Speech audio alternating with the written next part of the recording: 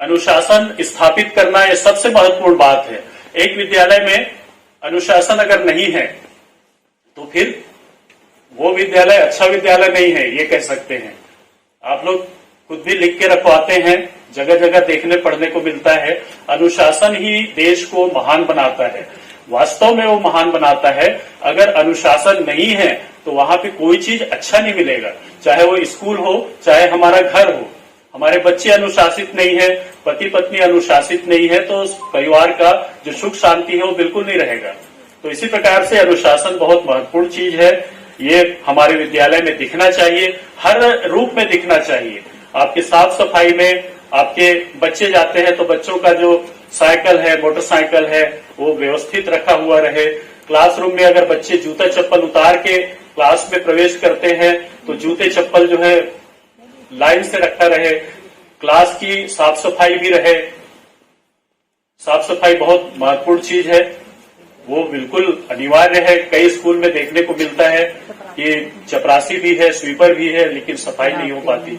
तो इतना नियंत्रण हमारा होना चाहिए हमारे स्टाफ के ऊपर कि जिसका जो काम है उस काम को रोज करे, ये होना चाहिए। कल्चरल हो, इको क्लब हो, एनएसएस हो, जितनी भी एक्टिविटी होती है सभी एक्टिविटी का संचालन हमारे यहाँ हो, और संचालन होने के साथ साथ हमारे बच्चे ब्लॉक में, जिले में, संभाग में, राज्य तक जाएं, है कि नहीं? तभी वो उत्कृष्ट कहलाएगा। परीक्षा परिणाम हमारा 100% हो तब हम उत्कृष्ट कहलाएंगे। 100% एकाएक नहीं होता है, ऐसा नहीं कि मैं बोला और वो हो जाएगा, वो धीरे धीरे होता है। कोशिश करें आप लोग लाने का। इसी प्रकार से 100% रिजल्ट में हमारे मैक्सिमम बच्चे फर्स्ट डिविजनर हो।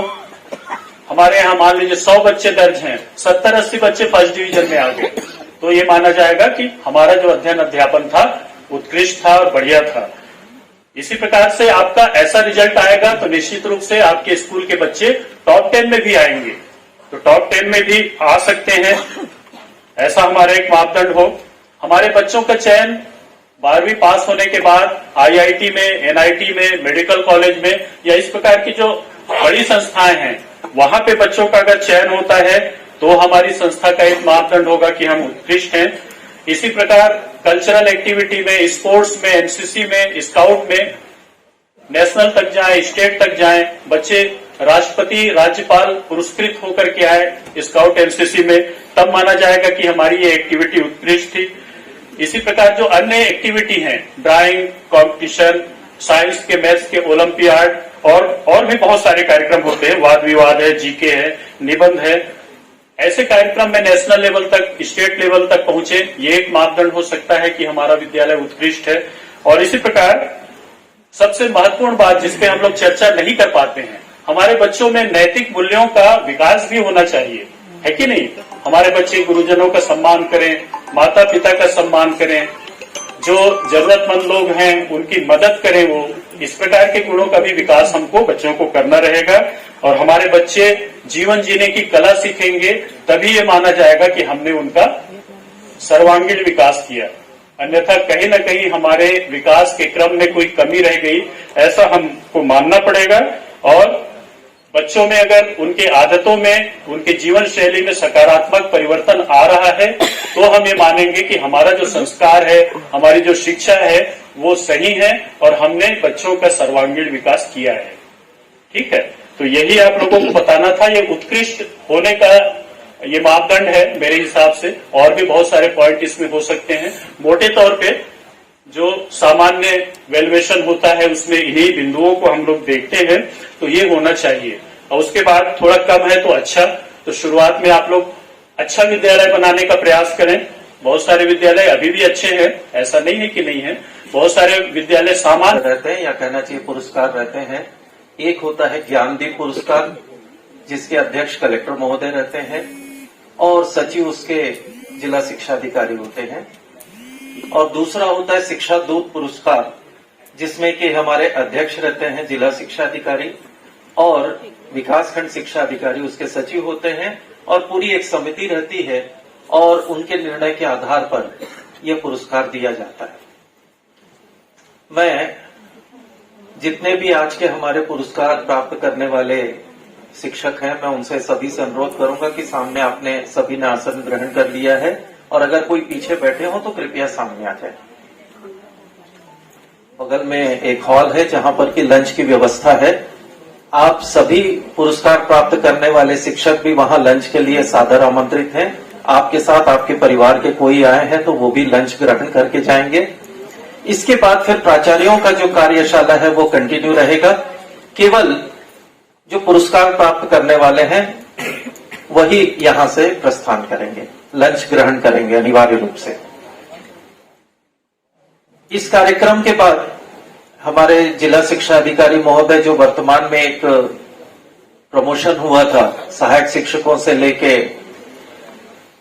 प्रधान पाठक के पद पर उनकी पदोन्नति के लिए जो कार्यवाही की और कई जिलों में यह पदोन्नति रद्द हो गई, लेकिन बिलासपुर जिला एक ऐसा है जहां पर अधिकारी जिंदाबाद जिंदाबाद के नारे, शिक्षक नारे लगाते हुए लोग रोड के ऊपर चिल्ला रहे थे और उन्हीं शिक्षकों के द्वारा आज सर का सम्मान भी होना है। तो इस कार्यक्रम के तुरंत बाद सर चले जाएंगे और हमारे विकासखंड शिक्षा अधिकारी भी जाएंगे। लेकिन जो हमारा जो क्वेश्चन आवर का समय रहेगा उस समय सभी अधिकारीगण यहाँ मौजूद रहेंगे। तो अब हम मुख्य कार्यक्रम को चालू करने से पहले स्वागत गीत वाले जो हमारे हैं वो कृपया मंच पर महोदय से निवेदन करता हूं सहयोग के लिए।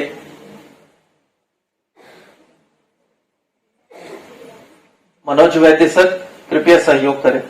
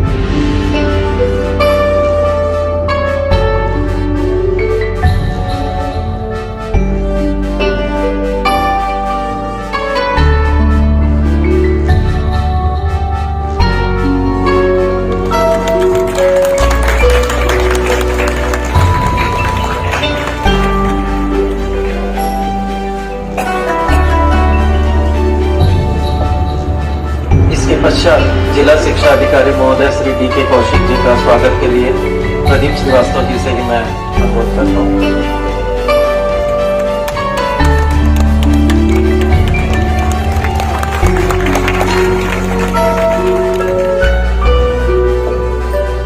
मंच पर उपस्थित हमारे संयुक्त संचालक कार्यालय के सहायक संचालक श्री राय सर के स्वागत के लिए भी मैं प्रदीप श्रीवास्तव जी को ही आमंत्रित करता हूँ।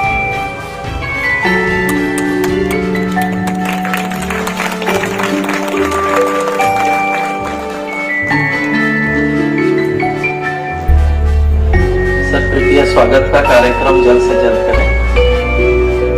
प्रदीप श्रीवास्तव जी से मैं अनुरोध करता हूं कि संयुक्त संचालक कार्यालय से विधि प्रकोष्ठ के सहायक संचालक संदीप चोपड़े जी के स्वागत के लिए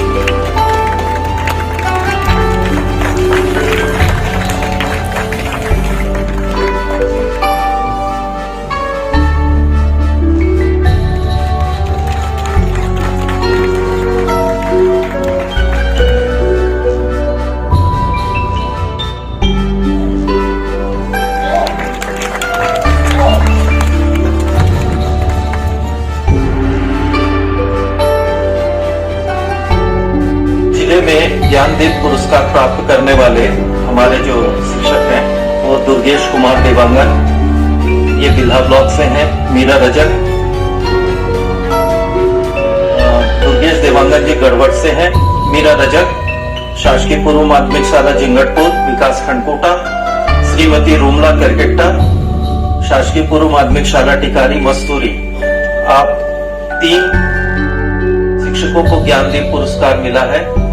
इस पुरस्कार में छत्तीसगढ़ शासन द्वारा 7,000 रुपए की राशि जो है वो पुरस्कार के रूप में दी जाती है उनके उत्कृष्ट कार्य के लिए।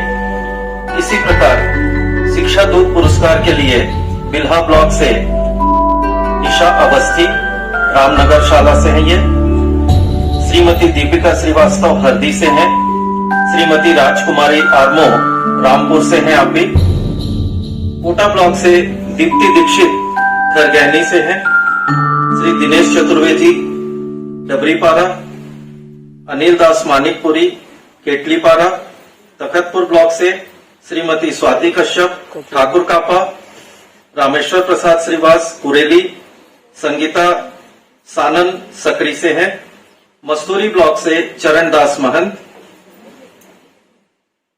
धनुहार पारा कुब्दा से हैं, श्रीमती अमरदीप भोगल जांजी से हैं और श्रीमती कल्पना सिंह देवरी से हैं।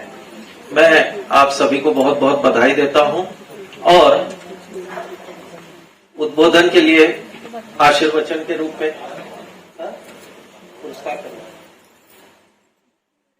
पुरस्कार के लिए मैं सर्वप्रथम ज्ञानदीप पुरस्कार जिन्हें प्राप्त हुआ है श्री दुर्गेश कुमार देवांगन मंच पर आएंगे।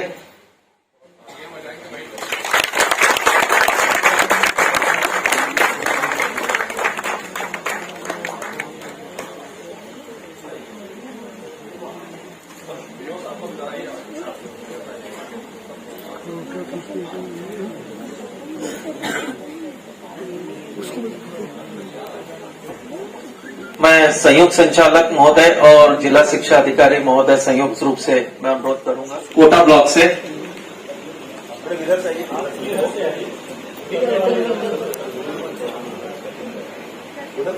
है मीरा रजक, शासकीय पूर्व माध्यमिक शाला जिंगटपुर, विकासखंड कोटा।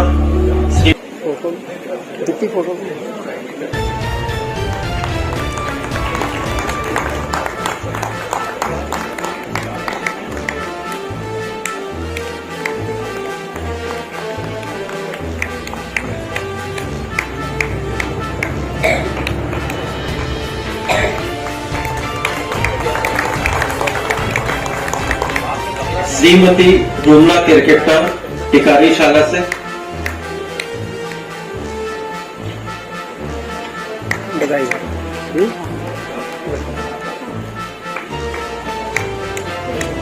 तालियां बजनी चाहिए।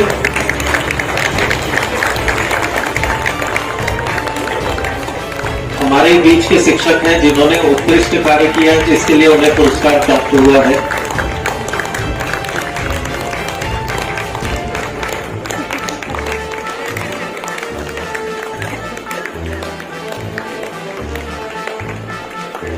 आप हैं सहायक शिक्षिका हैं शासकीय प्राथमिक शाला रामनगर।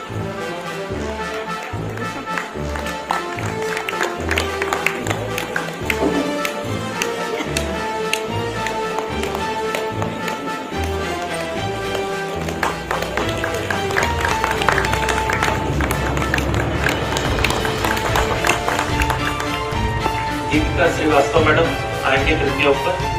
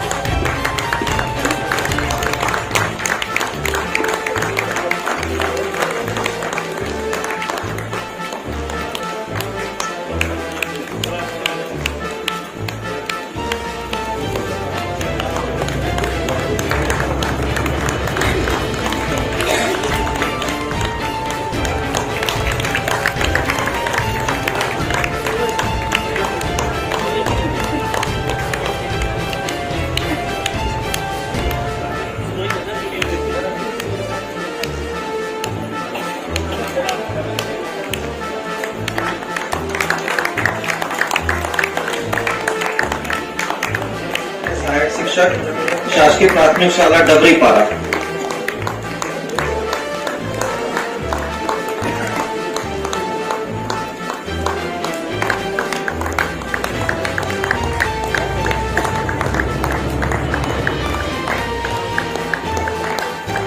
इसके पश्चात श्री अनिल दास मानिकपुरी, शासकीय प्राथमिक शाला केटलीपारा। हो गया है।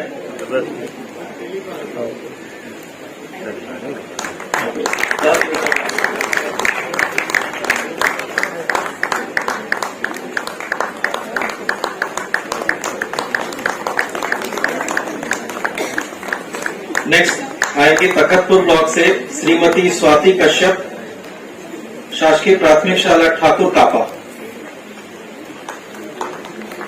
कृपया सभी मंच के दाहिने तरफ से आएंगे और बाएं तरफ से उतरेंगे।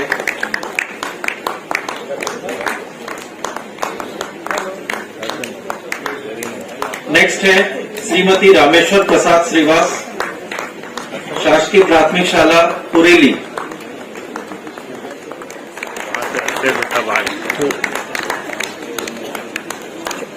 नेक्स्ट है श्रीमती संगीता सानन, शासकीय प्राथमिक शाला सकरी।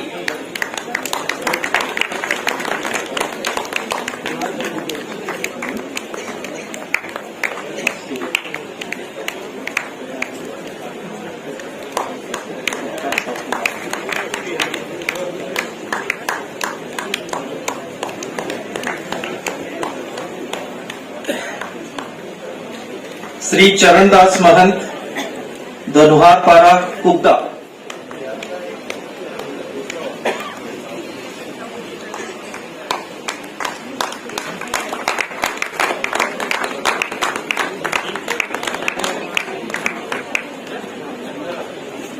श्रीमती अमरदीप भोगल,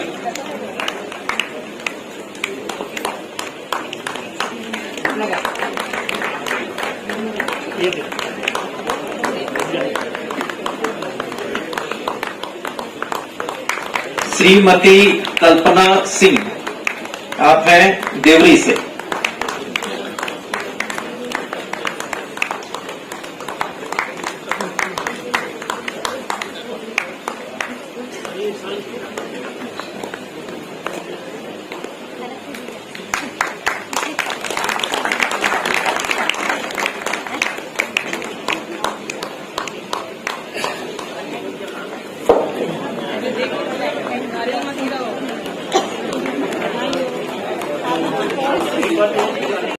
सर्वप्रथम मैं आप सब लोगों को, जिन्होंने शिक्षा दूत और ज्ञानदीप पुरस्कार प्राप्त किया है, उन सब लोगों को पूरे शिक्षा विभाग की ओर से बधाई देता हूं, धन्यवाद देता हूं, शुभकामनाएं देता हूं।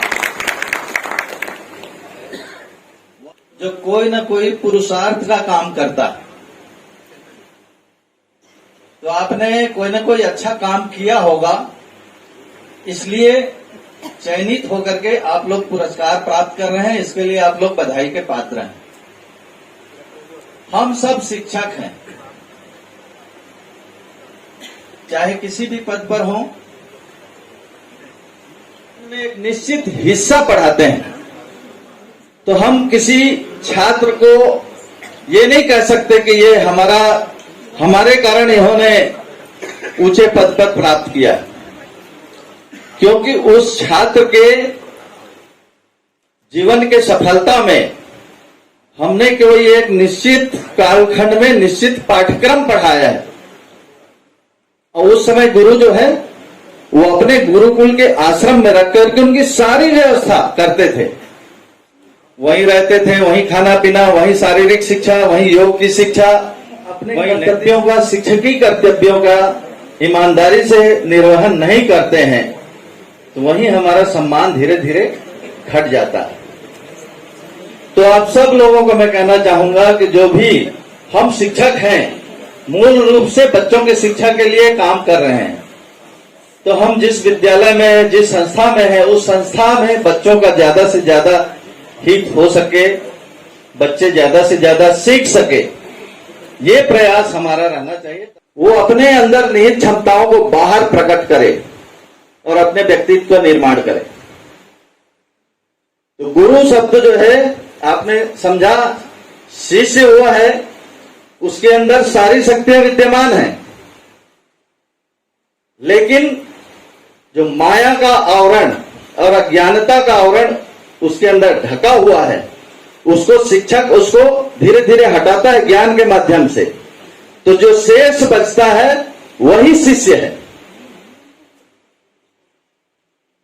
तो गुरु शिष्य का जो परिभाषा है वास्तव में ये है। तो पुनः आप सब लोगों को मैं जो पुरस्कार प्राप्त करने वाले हैं उनको बधाई देता हूं। हाई स्कूल और हायर सेकेंडरी का खासकर बहुत अच्छा रहेगा अन्य जिलों की भांति और पिछले वर्षों की भांति। इन्हीं शुभकामनाओं के साथ मैं अपनी बात को समाप्त करता हूं। धन्यवाद।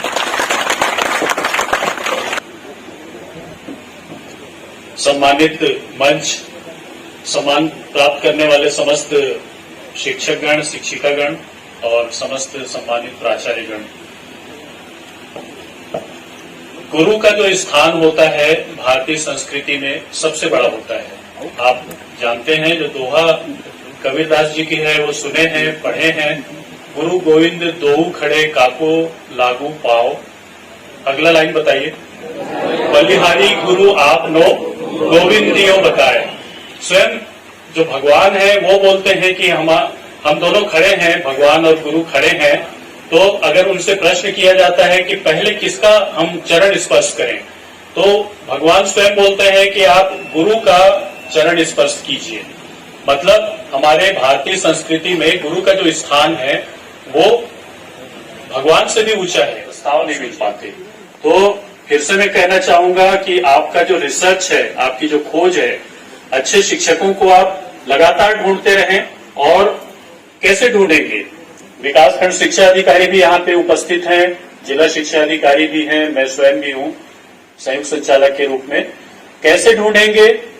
यदि हम लगातार निरीक्षण करें तो विद्यालय में हम जाएंगे, शिक्षकों को देखेंगे, उनके अध्यापन को देखेंगे, उनकी लगन मेहनत को देखेंगे, तो ऑटोमेटिक प्रस्ताव हमको मिलने लगेगा, अपने आप मिलने लगेगा। इसका नितांत अभाव है। मैं पहले भी अभी कुछ दिन पहले हम लोगों ने सभी विकासखंड शिक्षा अधिकारियों की दिन भर की एक कार्यशाला की थी। सभी जिला शिक्षा अधिकारी भी थे हमारे पूरे संभाग के, और 34 विकासखंड के विकासखंड शिक्षा अधिकारी भी थे। सबको हम लोगों ने दिन भर किस प्रकार से अपने कार्यों को प्रभावी तरीके से हम लोग कर सकते हैं, इस बात पे हम लोग विचार मंथन किए थे और उनको निर्देश दिए थे। तो एक बड़ा निर्देश ये भी है, अभी भी हमारे बिलासपुर जिले के 4 विकासखंड शिक्षा अधिकारी बैठे हैं। फिर इनसे कहना चाहूंगा कि निरीक्षण ज्यादा से ज्यादा करें।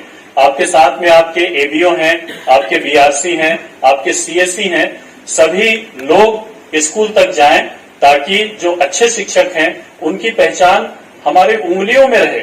हमारे ब्लॉक में ये आदमी बढ़िया है, ये आदमी बढ़िया है, ये आदमी बढ़िया है।